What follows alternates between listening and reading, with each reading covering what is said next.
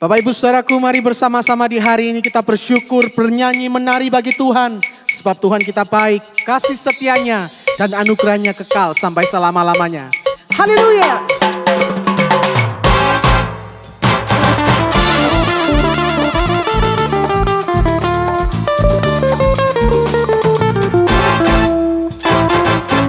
Aku berterima kasih, bersuka di hadiratnya. Dia telah ubahkan ratapanku menjadi tari-tarian. Hidupku diubahkannya, hatiku dipulihkannya. Korban pujian, syukurku naikkan, sembah sujud bagimu. Ku tak dapat berhenti memuji dan memuliakan nama-Mu. Ku persembahkan hidupku ini, jadikan ku alat bagi rencana-Mu. Ku tak dapat berhenti memuji dan memuliakan nama-Mu. Ku persembahkan hidupku ini, jadikan ku alat bagi rencana-Mu.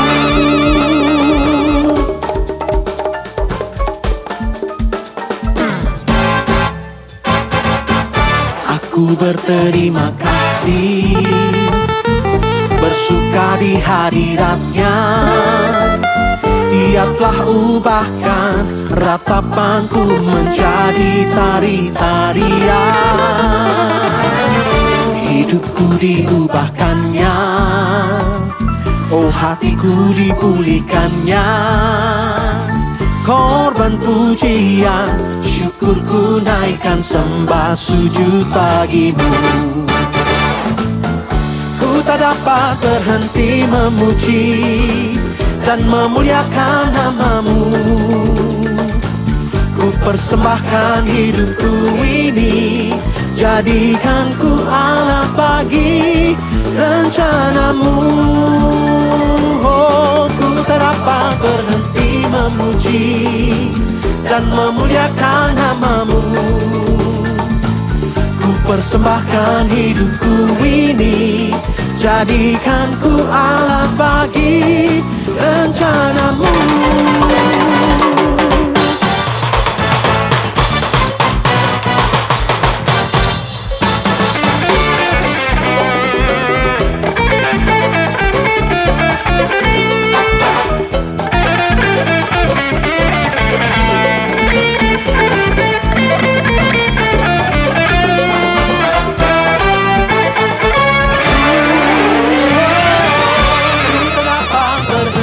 Memuji dan memuliakan nama-Mu. Ku persembahkan hidupku ini, jadikan ku alat bagi rencana-Mu. Ku tak dapat memuji dan memuliakan nama-Mu.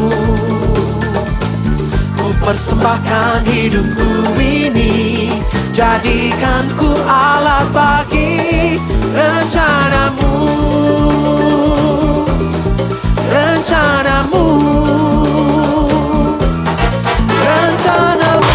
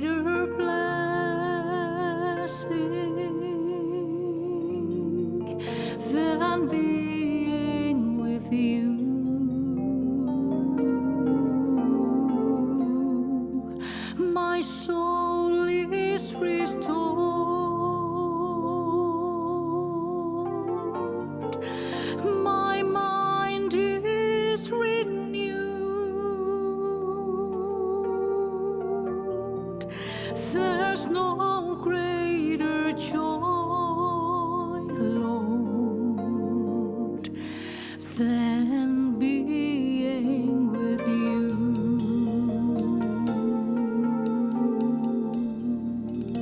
Saat terindah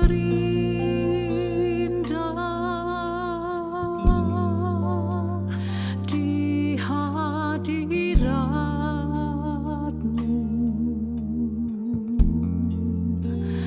berkat melimpah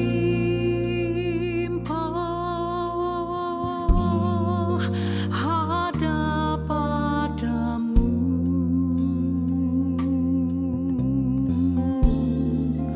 Ku dipulihkan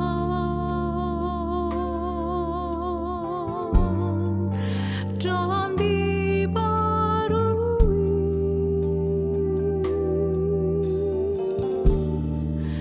dalam hadirat-Mu. Ada sukacita.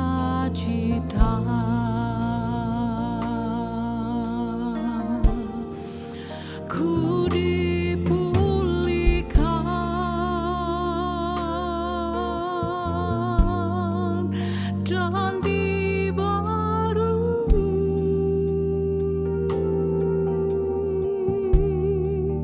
dalam hadirat-Mu. Ada sukacita.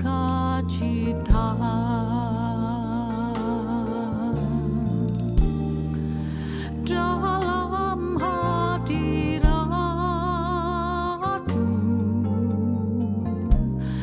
ada sukacita.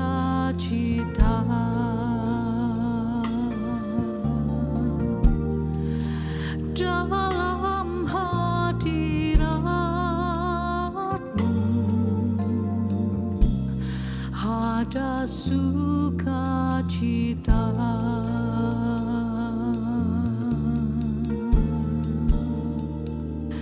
Ini yang kami tahu akan selalu kami alami setiap kali kami ada di dalam hadirat-Mu. Karena kami tahu di dalam hadirat-Mu kami menerima ketenangan dan damai sejahtera. Di dalam hadirat-Mu kami merasakan sukacita yang melimpah. Karena kami yakin saat kami berada dalam hadirat-Mu ada pemulihan, ada pembaharuan, dan Engkau Tuhan bekerja di dalam hidup kami. Saat ini juga Roh-Mu mengalir bagi setiap kami yang membuka hati dan menyembah-Mu di dalam hadirat-Mu. Oh, ku buka hatiku, ku terima jamahan-Mu, ku terima pemulihan dari-Mu Tuhan. Haleluya. Aku dipulihkan, aku dibarui. Oh, setiap yang sakit kami percaya aku disembuhkan. Oh, kuasa-Mu mengalir, kasih-Mu mengalir, mengalir, mengalir dan tak berhenti mengalir. Kami rasakan dalam hadirat-Mu Tuhan. Kami alami ini semua di dalam hadirat-Mu. Terima kasih Tuhan, terima kasih Bapa, terima kasih, terima kasih, terima kasih, terima kasih.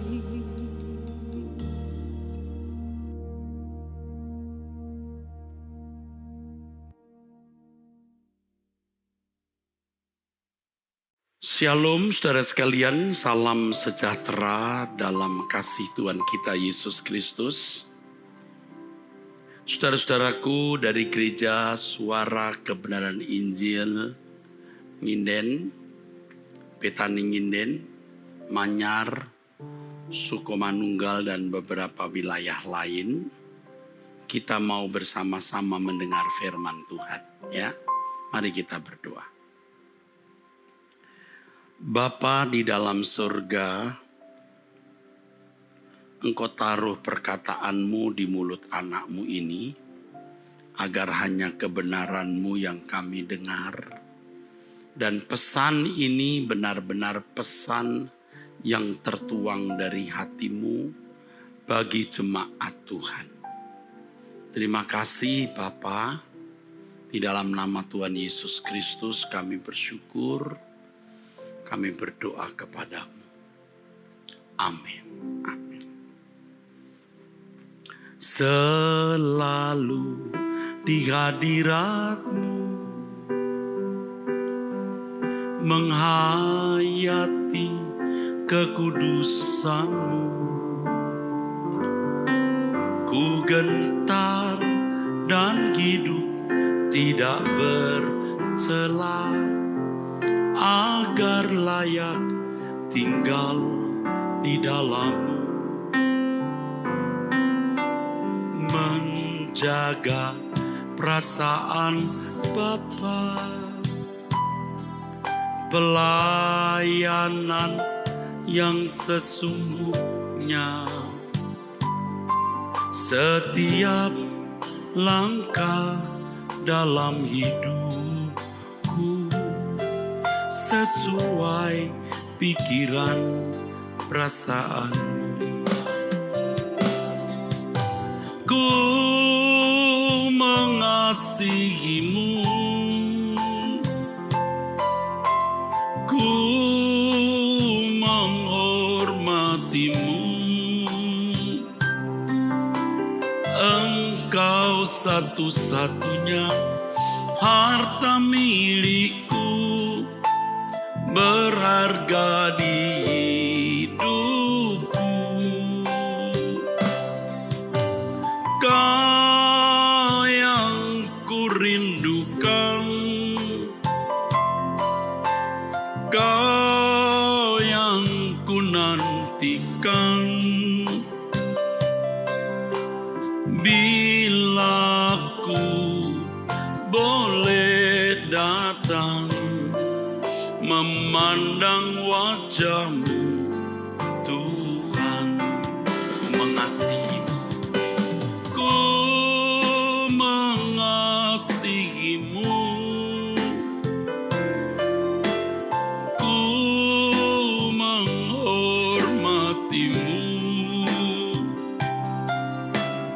Engkau satu-satunya harta milikku, berharga di hidupku. Kau yang kurindukan, Kau yang kunantikan, bila ku boleh datang memandang wajah-Mu, Tuhan. Kau yang kurindukan, Kau yang kurindukan, Kau yang kunantikan, bila ku boleh datang memandang wajah-Mu, Tuhan. Saudaraku sekalian, satu hal yang benar-benar sangat ironis. Orang lebih takut miskin daripada masuk surga atau masuk neraka. Lebih takut miskin daripada masalah masuk surga atau masuk neraka. Jadi manusia mempersoalkan mengenai keadaannya di bumi, tetapi tidak mempersoalkan apakah dia masuk surga atau masuk neraka. Dan ini sudah menjadi hal yang umum. Orang lebih takut miskin daripada mempersoalkan surga atau neraka. Orang lebih sibuk mempersoalkan dunia fana atau masalah-masalah fana daripada masalah-masalah kekekalan. Saudara, ini mengerikan, saudara, ironis sekali. Kalau saya sebagai pendeta berbicara mengenai Tuhan, ya, orang bisa berkata, maklum dia pendeta ngomongnya Tuhan melulu. Lalu kalau saya bicara mengenai kekekalan, surga atau neraka, orang berkata, dia bicara terus mengenai surga, neraka, ya maklumlah namanya dia pendeta. Dan itu sudah saya dengar langsung, ada seorang berkata begitu kepada saya. Ya kita maklumlah, Om ini orang muda bicara mengenai surga neraka karena Om memang pendeta. Dan itu saya paralelkan dengan orang yang berkata, maklum dia bicara mengenai Tuhan melulu atau bicara mengenai Tuhan terus menerus karena memang dia pendeta kok. Saudara, coba yuk kita renungkan. Ya, hal ini membuat orang tidak mempersoalkan kekekalan, saudaraku. Kalau seorang tukang masak, chef, dia bicara mengenai masakan, kita bisa berkata, ya dia seorang tukang masak, maklumlah bicaranya selalu mengenai masakan. Kalau seorang pedagang mutiara, bicaranya mutiara terus, maklum, ya. Dia pedagang mutiara, bicaranya mutiara terus. Kita nggak usah pikirin lah tukang masak dan penjual mutiara itu. Tetapi saudara, kalau orang bicara mengenai surga neraka, itu hal prinsip. Apakah yang bicara itu pendeta atau bukan pendeta? Itu hal yang prinsip. Karena semua kita pasti mengalaminya. Semua kita pasti mati. Kematian itu realitas, itu fakta. Orang bisa tidak memiliki mutiara dan tidak membuat ia menjadi gemuk atau kurus, sehat atau sakit. Tetapi neraka itu atau surga itu bicara mengenai kekekalan, nasib kekal yang akan dihadapi manusia. Nah, orang lebih takut mengenai harta, kemiskinan misalnya, daripada mempersoalkan soal surga dan neraka. Mestinya, saudara, orang tidak perlu takut mengenai hal-hal yang bersifat fana, karena itu relatif. Tadi saya ambil contoh mutiara, orang memiliki mutiara itu tidak mempengaruhi diri orang itu, apalagi nasib kekalnya. Tetapi bicara mengenai kekekalan surga atau neraka, orang harus melakukan tindakan-tindakan konkret agar terhindar dari api kekal tersebut. Saudaraku, Tuhan mengajarkan kepada kita, saudara, satu kebenaran. Di dalam Matius 10 ayat 28. Dan janganlah kamu takut kepada mereka yang dapat membunuh tubuh, tetapi yang tidak berkuasa membunuh jiwa. Takutlah terutama kepada Dia yang berkuasa membinasakan baik jiwa maupun tubuh di dalam neraka. Dan faktanya memang banyak orang yang lebih takut miskin daripada takut Tuhan. Orang lebih takut miskin daripada persoalan mengenai kekekalan surga atau neraka. Nah, pada kesempatan ini saya mengajak saudara-saudara sadar, ya, bahwa kita itu pasti pasti mati. Kita pasti meninggal, cepat atau lambat. Saudara harus selalu mengikat realitas ini.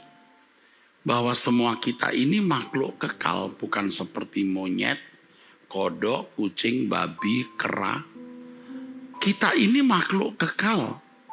Yang walaupun tubuh kita ini dikubur, tetapi jiwa kita, kesadaran kita masih abadi, kekal.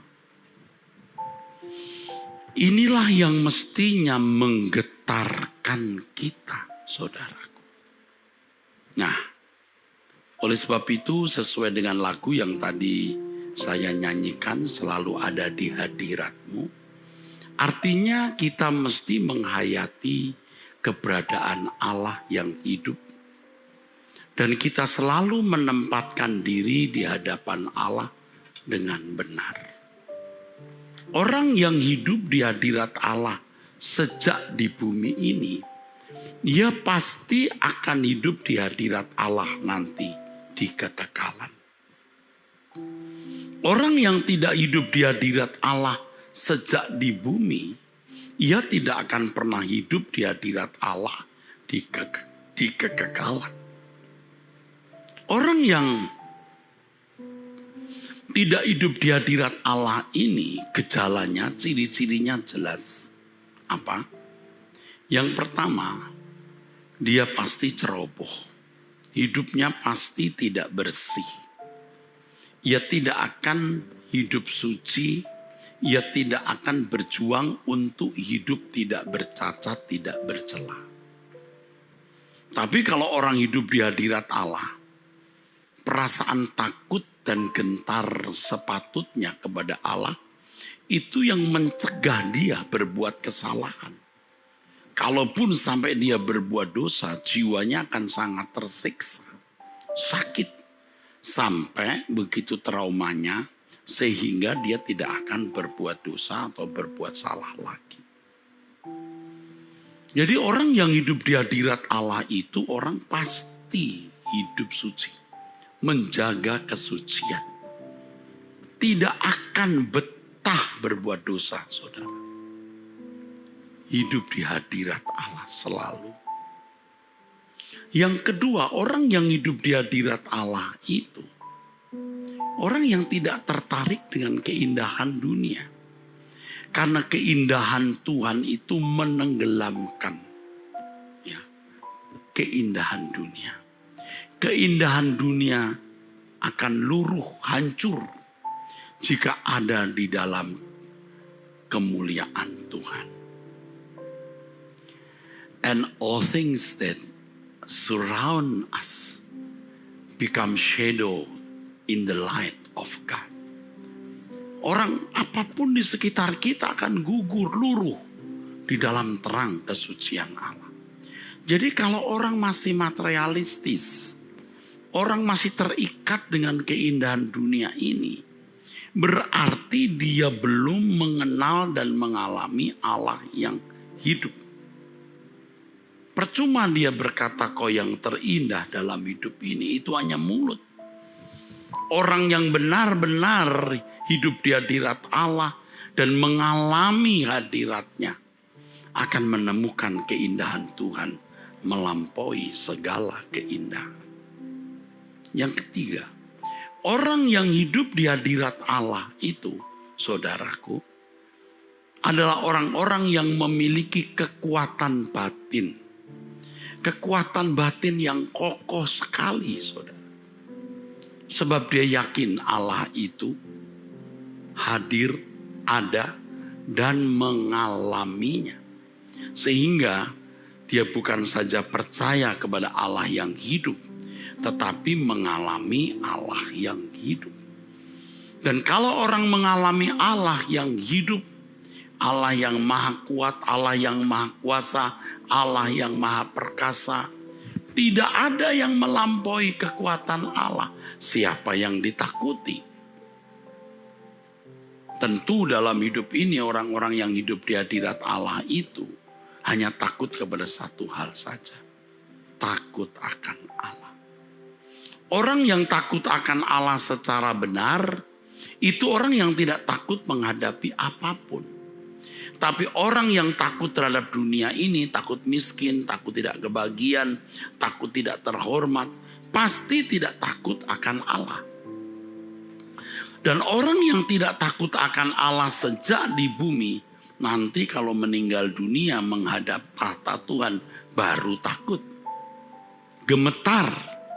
Tetapi orang yang takut akan Allah sejak di bumi, ketika menghadap Tuhan, dia tidak takut lagi. Ia bertemu dengan Bapa. Dia bertemu dengan Tuhan Yesus. Tidak takut lagi, saudaraku. Saudaraku sekalian, orang yang ada di hadirat Allah, ya, hidup suci, saudaraku. Yang pasti menghormati Tuhan dan dunia tidak lagi menarik baginya. Orang yang takut, yang hidup di hadirat Allah tidak takut menghadapi apapun. Hatinya kokoh dan kuat. Dan yang berikutnya, orang yang hidup di hadirat Allah itu pasti rela berjuang untuk kerajaan surga. Ia kan pasti berjuang, saudaraku.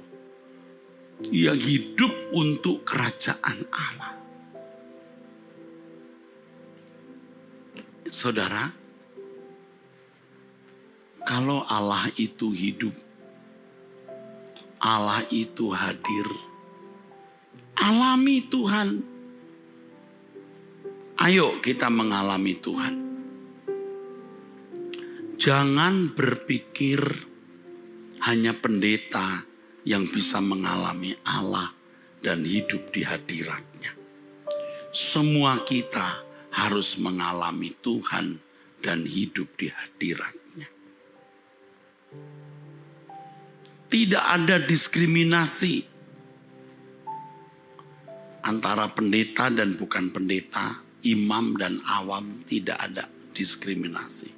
Semua kita, anak-anak Allah yang berdiri sama tinggi, duduk sama rendah. Tergantung seberapa kita serius benar-benar berurusan, berperkara dengan Allah. Saudara, Allah itu hidup, Allah itu nyata. Maka hadiratnya juga nyata. Dan kita harus belajar untuk bisa sungguh-sungguh mengalami hadirat Allah. Kita harus sungguh-sungguh bisa mengalami hadirat Allah. Saya percaya apa yang saya kemukakan ini akan mengubah hidup saudara kalau saudara mendengar, mengerti, dan mengenakannya dalam hidup. Saya sendiri juga berjuang bagaimana saya mengalami Allah yang hidup. Karena ketika saya sekolah teologi dengan begitu banyak ilmu teologi yang saya miliki, tidak menjamin saya bersentuhan dengan Allah. Itu hanya ilmu tentang Allah, tapi tidak berhadapan dan bersentuhan langsung dengan Allah. Nah sekarang saya mau bersentuhan dengan Allah. Saya berjuang, saudaraku. Ya, makanya saya karang lagu ini. Selalu di hadirat-Mu, menghayati kekudusan-Mu, ku gentar dan hidup tidak bercela, agar layak tinggal di dalam-Mu, menjaga perasaan Bapa, pelayanan yang sesungguhnya, setiap langkah dalam hidupku sesuai pikiran perasaanmu. Ku mengasihimu, ku menghormatimu. Engkau satu-satunya harta milikku, berharga di hidupku. Kau yang ku rindukan, Kau yang ku nantikan. Bila ku boleh datang memandang wajah-Mu, Tuhan.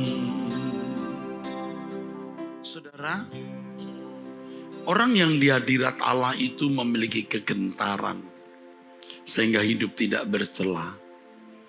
Nah, karena ia ingin layak tinggal di hadirat Allah. Jadi kalau kita hidup tidak benar, kita kotor, kita tidak akan merasa nyaman di hadirat Allah. Dan kita tidak bisa menghadirkan hadiratnya di dalam hidup kita. Kalau kita hidup di hadirat Allah, kita akan menjaga perasaan Bapa.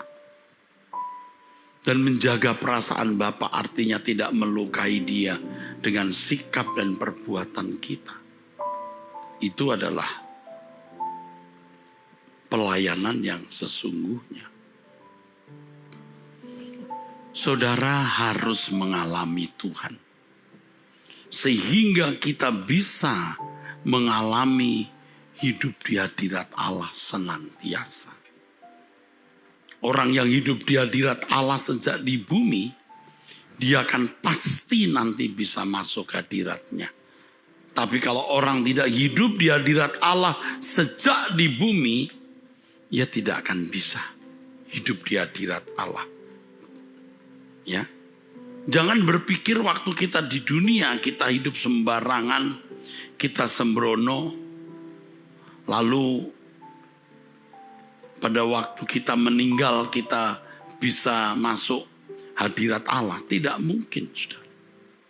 Nah, ini paralel atau sama dengan orang yang masih melakukan kesalahan dan terus membangun, memelihara kodrat dosa di dalam dirinya. Ia tidak bisa masuk surga. Tidak bisa. Jadi kalau hanya kesalahanmu yang diampuni, dosa-dosa yang sudah kau lakukan diampuni, tapi engkau tidak merubah kodrat dosa di dalam dirimu, engkau tidak bisa masuk surga. Misalnya seorang penjudi, dia berjudi. Dia kalah, dia menyesal, dia bertobat minta ampun. Oh, Tuhan ampuni. Tetapi hasrat berjudi masih ada enggak? Nah, kalau masih ada di surga dia main judi lagi, jangan-jangan. Dan tentu enggak ada judi di surga. Kalau orang melakukan dosa, katakanlah mencuri, ada kodrat mencuri. Yang lain ada kodrat berzina, melakukan perzinahan. Bertobat, dosa mencurinya diampuni, dosa perzinahannya diampuni. Tetapi kodrat dosa di dalam diri seseorang itu tidak bisa diampuni, harus diubah. Inilah yang dimaksud Alkitab, dosa yang mendatangkan maut. Perbuatan salah yang kita lakukan, kita akui, kita minta ampun, Tuhan mengampuni. Tetapi dorongan, kodrat berbuat dosa di dalam diri kita tidak bisa diampuni. Itu harus dibereskan. Nah, banyak istilah saya monster-monster di dalam diri kita yang mungkin kelihatannya tidak ada, masih tidur. Tapi begitu ada impuls, ada rangsang, baru bangkit. Memang dia tidak mencuri. Pernah mencuri lalu minta ampun, sekarang tidak mencuri. Karena tidak ada objek yang dicuri. Ini bukan berarti dia sudah selesai dengan diri sendiri. Belum, masih ada kodrat mencuri, ada niat mencuri, kodrat mencuri di dalam dirinya. Seseorang mungkin tidak berzina, tetapi ada kodrat dosa dalam dirinya.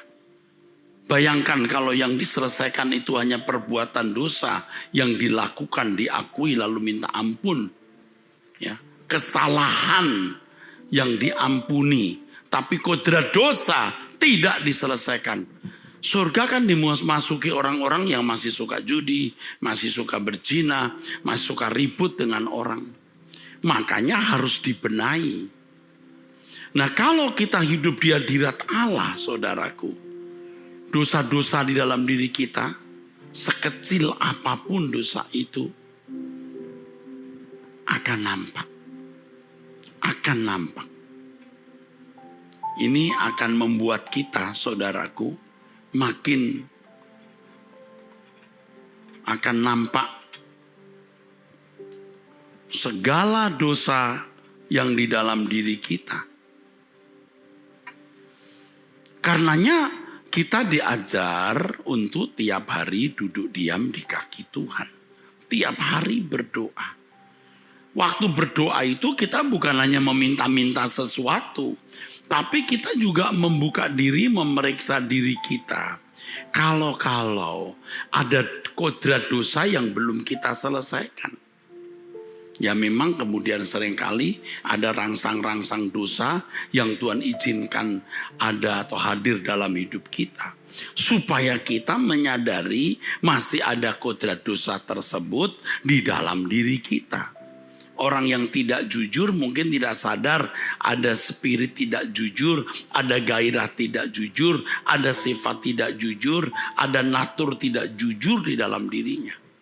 Nah, supaya dia sadar ada kesempatan mencuri. Nah, di situ dia harus berperang untuk membunuh karakter mencuri itu. Kalau seseorang memang tidak berzina karena tidak ada lawan untuk diajak berzina. Kalau ada, nah kita akan dipertemukan dengan godaan-godaan tersebut supaya kita menyadari masih ada kodrat dosa di dalam diri kita dan kita harus bunuh. Kita harus matikan supaya kita dibersihkan dari semua kodrat dosa di dalam diri kita. Supaya kita bersih di hadapan Allah, bukan hanya bersih dari kesalahan-kesalahan yang pernah kita lakukan dan Tuhan ampuni, tapi juga kodrat dosa, niat-niat dosa, natur dosa di dalam diri kita yang harus diubah oleh Tuhan. Saudara, inilah maksud kekristenan itu. Kita dikembalikan ke rancangan semula, artinya kita memiliki pikiran perasaan yang selalu hanya memproduksi keinginan, selalu menciptakan atau memproduksi kehendak yang selalu sesuai dengan pikiran dan perasaan Allah. Ini luar biasa. Ini harus menjadi agenda utama hidup kita. Dan agenda satu-satunya dalam hidup kita, saudara. Kita periksa diri kita. Apakah ada dosa di dalam diri kita? Dosa di sini maksudnya dorongan berbuat sesuatu yang tidak sesuai dengan kehendak Allah. Apakah masih ada percintaan dunia? Kita periksa diri kita. Supaya kita dapat menjadikan Tuhan dan kerajaannya sebagai satu-satunya kebahagiaan kita. Nah, saudaraku, ada lagu yang intinya agar kita mau diperiksa. Dan kita rela, saudaraku, membuang semua kodrat dosa di dalam diri kita. Ya Bapa, beri aku mengerti keadaanku di mata-Mu. Masihkah ada dosa tersembunyi, kesalahan tak ku sadari. Ya Bapa, buka Bukalah pengertianku agar ku kenali diriku. Masihkah ada percintaan dunia yang mengikat hatiku?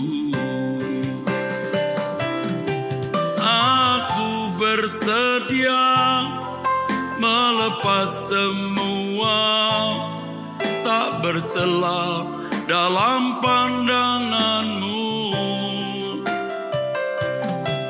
Sebelum mata menutup selamanya,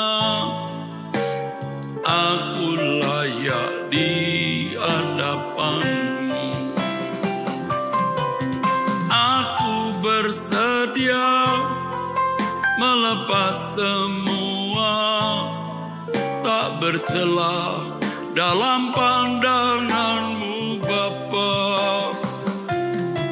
Sebelum mata menutup selamanya, aku layak di hadapanmu. Aku bersedia, aku bersedia melepas semua, tak bercela dalam pandanganmu.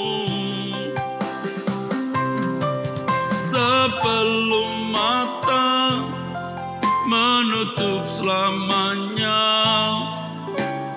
aku layak di hadapanmu. Jemaat GSKI Betani Nginden, ya, GSKI Manyar, GSKI Citraland, GSKI Sukomanunggal dan seluruh cabang sekota di Surabaya dan sekitarnya. Dengan tulus saya mengajak saudara untuk benar-benar mempersiapkan diri menghadapi kegagalan. Saudara harus benar-benar menemukan Tuhan, benar-benar mengalami Tuhan, supaya kita itu di dalam menghayati keberadaan Allah, kita bisa hidup di hadirat-Nya. Dan orang yang hidup di hadirat Allah itu, saudaraku, pasti memiliki tanda-tanda yang tadi saya kemukakan. Pasti hidup suci, tidak terikat, tidak tertarik dunia ini, tidak takut menghadapi apapun, dan rela berbuat apapun untuk Tuhan. Ya, orang yang hidup di hadirat Allah akan mempersiapkan diri secara patut supaya bisa tahan berdiri di hadapan anak manusia. Kenapa tahannya? Karena hidupnya bersih. Orang yang takut, maksud saya orang yang tidak takut Tuhan, itu takut menghadapi dunia. Takut miskin, takut tidak kebahagiaan, takut tidak terhormat. Tapi orang yang takut akan Tuhan tidak takut menghadapi dunia ini. Dan ini akan mendorong seseorang bisa hidup di dalam kebenaran dan kesucian Allah. Ia akan terus berjuang untuk menanggalkan semua kodrat dosa, niat-niat dosa di dalam diri. Bukan hanya tidak berbuat kesalahan, bukan hanya tidak berbuat dosa, tetapi potensi dosa di dalam diri seseorang itu juga harus dibuang. Tidak mungkin orang yang di dunia masih memiliki kodrat dosa. Ya walaupun kadang-kadang belum tentu diekspresikan karena tidak ada kesempatan untuk memuaskan atau mengekspresikan keinginan-keinginan dosa itu.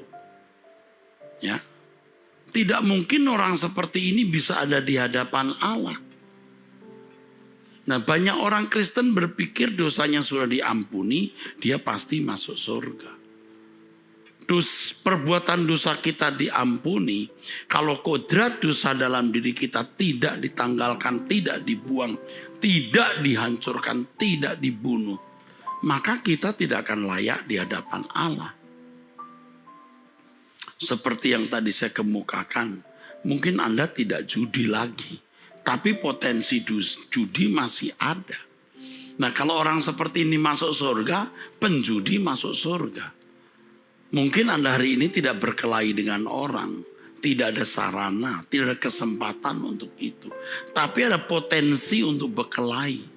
Potensi, ada kodrat untuk tidak mau mengalah, tidak mau dirugikan, benci. Nah, ini kalau mati dibawa dan pasti dia tidak layak masuk surga dengan keadaan batin seperti itu. Makanya kita harus membenahi diri. Maka lagu ini mengatakan, beri aku mengerti keadaanku di matamu. Masihkah ada dosa tersembunyi, kesalahan yang tak kusadari Tuhan. Semua kita, saudara, dan saya walaupun pendeta, saya juga harus memeriksa diri. Kalau ada dosa yang belum saya selesaikan. Kalau ada percintaan dunia di dalam diriku. Jadi waktu kita di hadapan Tuhan, tangan kita harus bersih. Bersih dari kenajisan dan dosa. Kita harus optimis kita bisa mencapai hal tersebut. Karena Tuhan sendiri yang berfirman agar kita kudus seperti Dia kudus. 1 Petrus pasal 1 ayat 16. Nah, saudaraku sekalian, tidak mungkin tidak bisa kudus.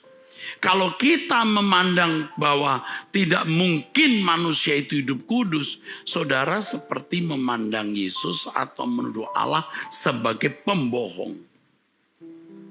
Allah memerintahkan manusia untuk melakukan yang tidak bisa dilakukan. Itu tidak fair.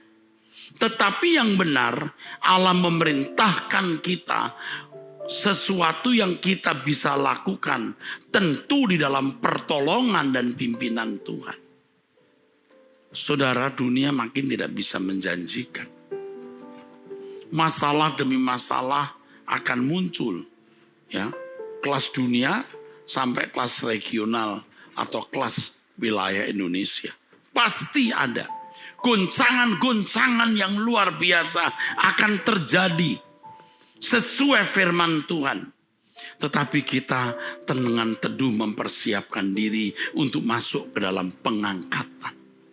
Dunia akan menjadi lautan api, tapi orang-orang yang takut akan Allah akan diangkat Tuhan di dalam kemuliaan. Saudara, ini yang Tuhan ingin kita lakukan. Ya. Jadi saudaraku sekalian, kalau kita diberi Tuhan kesempatan untuk bertobat, kita bertobat. Jangan saudara pandang apa yang saya katakan ini terlalu ekstrim, terlalu berlebihan. Ini standar. Karena semua kita pasti menghadap tahta pengadilan Allah. Bahaya saudaraku. Kalau kita masih dalam keadaan tidak berkenan itu mengerikan sekali.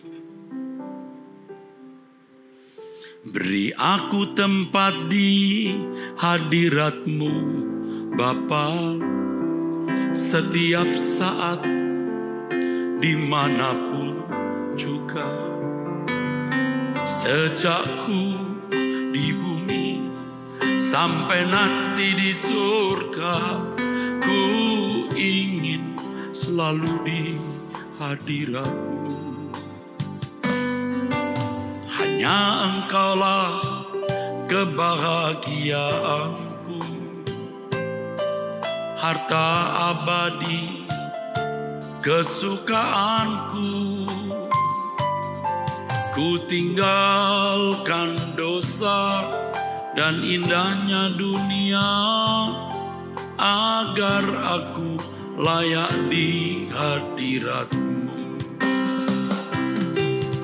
Selalu di hadirat-Mu, di hadirat-Mu, aman dan nyaman jiwaku.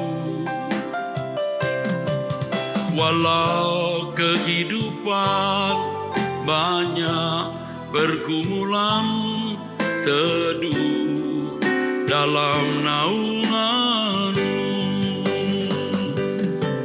Selalu di hadirat-Mu, di hadirat-Mu, aus dan rindu hatiku. Di setiap waktu dalam hadirat Bapa, perhentianku sempurna.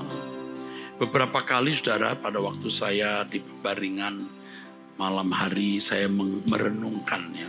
Saya merenungkan seandainya saya meninggal dunia, dan itu pasti akan terjadi cepat atau lambat. Ya pasti suatu saat akan terjadi. Saya meninggal dunia, saya diangkat Tuhan, lalu saya dijemput malaikat. Dan saya masuk pintu gerbang kerajaan surga, melihat keindahan kerajaan surga yang lebih indah dari New Zealand.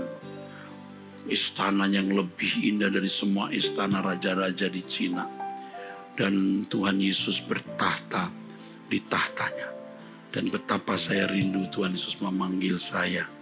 Ini Erastus ya, Erastus yang dari Jakarta itu, di Indonesia. Waduh, betapa indahnya itu.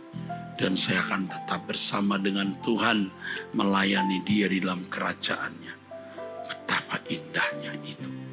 Tapi saya juga membayangkan betapa mengerikan kalau seseorang meninggal dunia, lalu dijemput oleh kuasa gelap yang mengerikan. Ya roh-roh jahat yang gelap, lalu menyeretnya dengan paksa masuk api kekal. Tidak ada kesempatan untuk keluar dari sana. Tidak ada kesempatan untuk bertobat. Betapa mengerikan itu. Saudara, jadi jangan berkata, ya pendeta namanya juga pendeta, ngomongnya Tuhan melulu. Ya pendeta namanya juga pendeta, ngomongnya surga neraka melulu. Ini beda dengan pedagang mutiara yang bicaranya mutiara melulu, tapi tidak punya mutiara pun tidak menjadi masalah. Tapi surga neraka ini hal yang prinsip di dalam hidup. Lalu juga satu lagi yang saya bayangkan saudara, kalau nanti ya saudaraku, ada orang yang digiring ke dalam api kekal. Di dalamnya termasuk orang-orang Kristen, aktivis gereja, bahkan pendeta. Waduh, mengerikan sekali, saudara. Dan ada orang-orang yang sejak di bumi mestinya bisa diselamatkan. Tapi karena dia tidak mengerti kebenaran, dia terhanyut di dalam dosa. Dia dibawa ke dalam api kekal. Betapa mengerikan, saudaraku. Makanya sejak kita hidup ini, saudara, kalau bisa membawa orang sebanyak mungkin ke dalam kerajaan surga, ayo kita bekerja. Bukan hanya membuat orang itu masuk gereja menjadi orang Kristen, tetapi hidup kita menjadi teladan, menjadi contoh, menjadi model. Bagaimana orang membentuk diri mereka. Bagaimana orang bisa belajar hidup di dalam kekudusan, kesucian seperti yang kita kenakan. Bagaimana kita bisa menolong orang benar-benar menjadi serupa dengan Yesus. Memiliki kesucian seperti kesucian yang Allah kehendaki. Ingat, kalau di bumi ini masih memiliki kodrat dosa, walaupun perbuatan dosanya diakui dan diampuni, dianggap Tuhan tidak pernah ada. Tapi kodrat dosa saudara tidak bisa dianggap tidak pernah ada. Karena itu melekat di dalam dirimu. Dan pelayanan kita adalah bagaimana mengubah manusia yang berkodrat dosa menjadi manusia yang berkodrat ilahi. Kita membimbing orang bukan saja tidak berbuat dosa, tapi sampai tidak bisa berbuat dosa lagi karena kesucian hidupnya.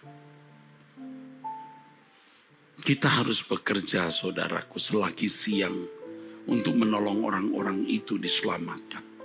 Tapi sebelum kita menolong orang lain diselamatkan, kita sendiri juga harus selamat.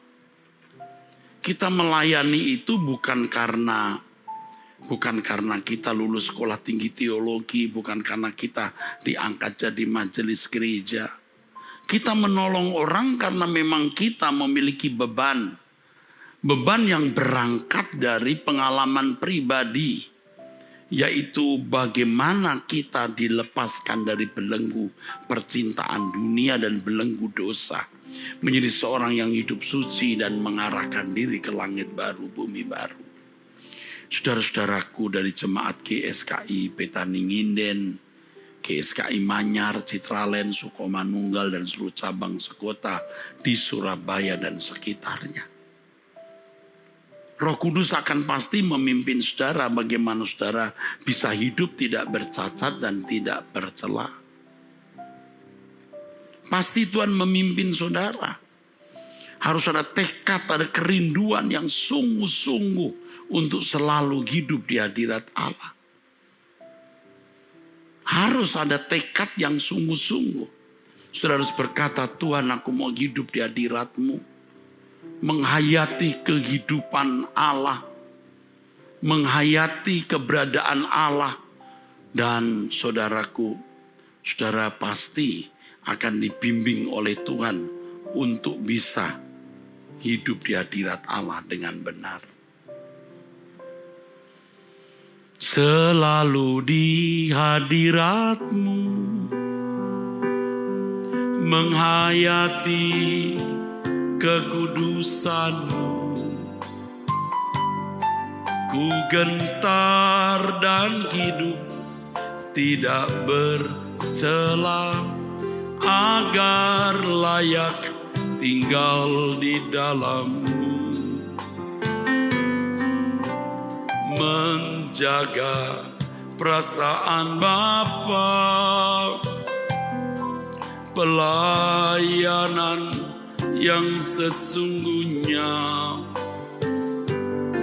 setiap langkah dalam hidupku sesuai pikiran perasaanmu. Ku mengasihimu, ku menghormatimu. Engkau satu-satunya harta milikku, berharga di hidupku. Kau yang kurindukan, Kau yang kunantikan. Bila ku boleh datang memandang wajah-Mu, Tuhan. Kau yang kurindukan, Kau yang kunantikan. Bila ku boleh datang memandang wajah-Mu, Tuhan. Selagi masih ada kesempatan untuk mengubah diri, memperbaharui diri, ayo kita bertobat, saudara. Ada waktu di mana kita tidak memiliki kesempatan lagi untuk itu. Saya percaya apa yang saya katakan, apa yang saya khotbahkan, apa yang saya sampaikan, saudara mengerti. Carilah Tuhan, temukan hadirat-Nya, dan tetap hidup di hadirat Allah. Mari saudara, angkat tanganmu. Bapa di surga, kami serahkan hidup kami dalam tangan. Dan setiap saudara-saudaraku yang mengangkat tangan, Engkau berkati mereka dengan berkat-Mu Bapa. Berkat dari Allah Bapa. Dalam nama Tuhan Yesus Kristus oleh persekutuan Roh Kudus, turun atas jemaat Tuhan ini. Amin. Saudaraku, demikianlah pemberitaan firman Tuhan. Sampai jumpa, Tuhan memberkati saudara sekalian.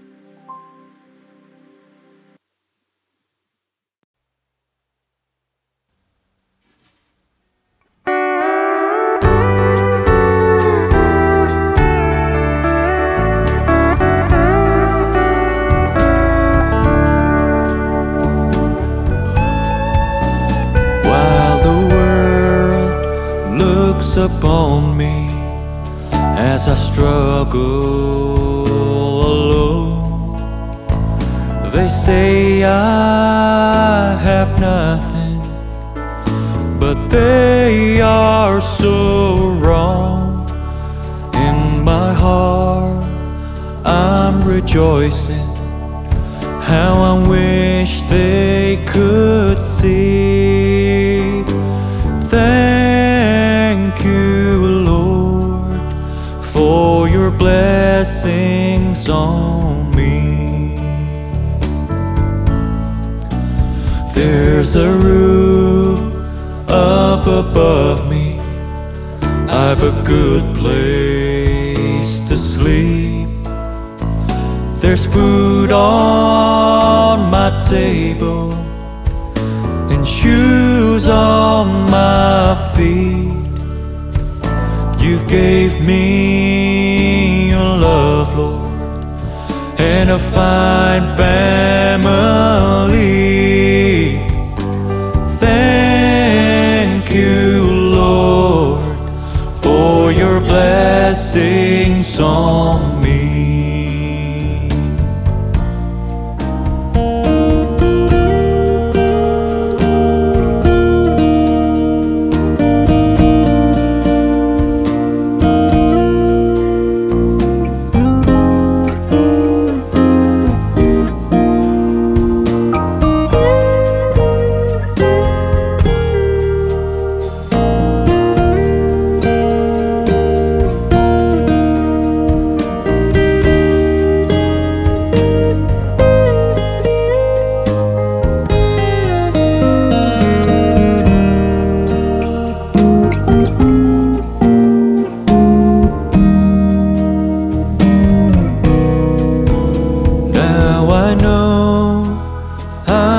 Wealthy, and these clothes, they're not new.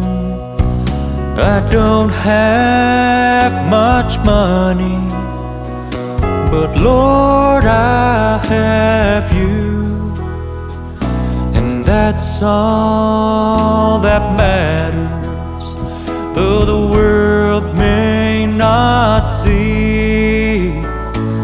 Thank you, Lord, for your blessings on me.